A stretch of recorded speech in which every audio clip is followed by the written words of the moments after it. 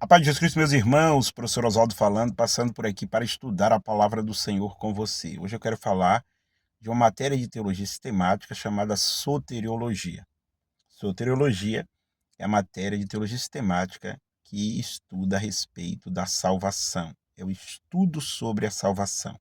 E hoje eu quero falar com você sobre os tempos da salvação: passado, presente e futuro. Como a salvação de fato se aplica nesses três tempos. Em relação ao passado, nós podemos ver que a salvação ela chegou em que sentido? Nos salvou da culpabilidade do pecado. Em Romanos 8:1 vai dizer que nenhuma condenação há para aqueles que estão em Cristo Jesus.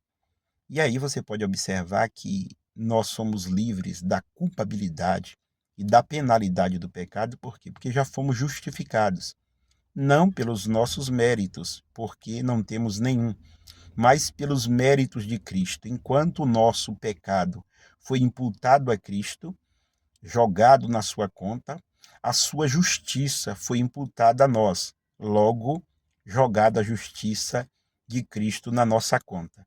Daí vivemos, ou seja, recebemos a justificação. Por isso que a Bíblia diz que somos justos, não pelos nossos méritos, mas pelo mérito de Cristo.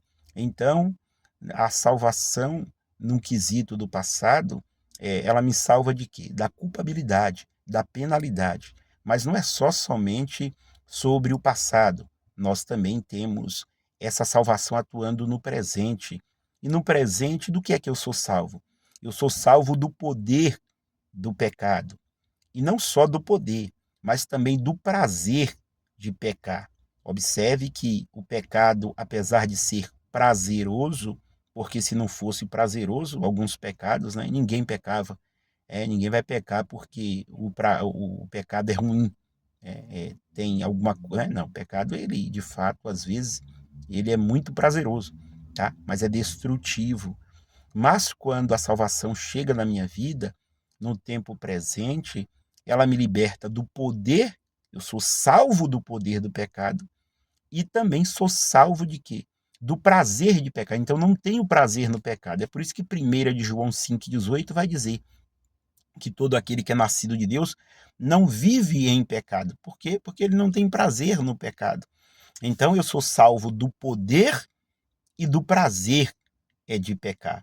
Paulo, escrevendo aos Romanos, no capítulo 6, versículo 14, ele vai dizer que e o pecado não terá mais domínio sobre vós, porque não vocês não vivem debaixo da lei, mas vocês vivem debaixo da graça. E essa graça que me habilita, essa graça que me habilita de fato de não viver mais debaixo do poder do pecado.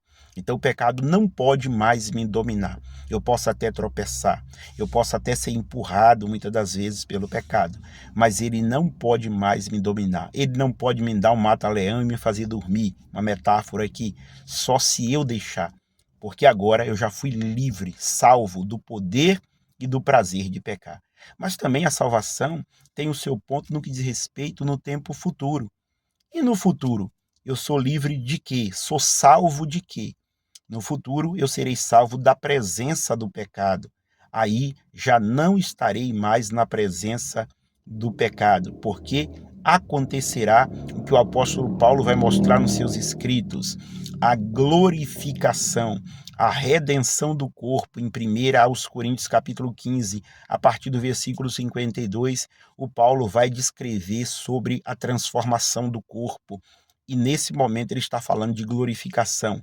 Em Romanos 8:23, o Paulo vai dizer que nós estamos aguardando a redenção do corpo, ou seja, aonde a salvação alcançará o seu ápice, que o nosso corpo também será glorificado. E esse corpo glorificado, a salvação atinge no futuro a glorificação desse corpo e aí, no arrebatamento, nos tirando da presença do pecado.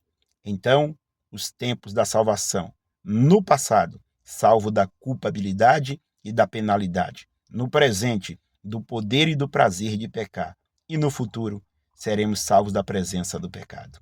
Deus abençoe a todos e fiquem todos na paz do Senhor Jesus.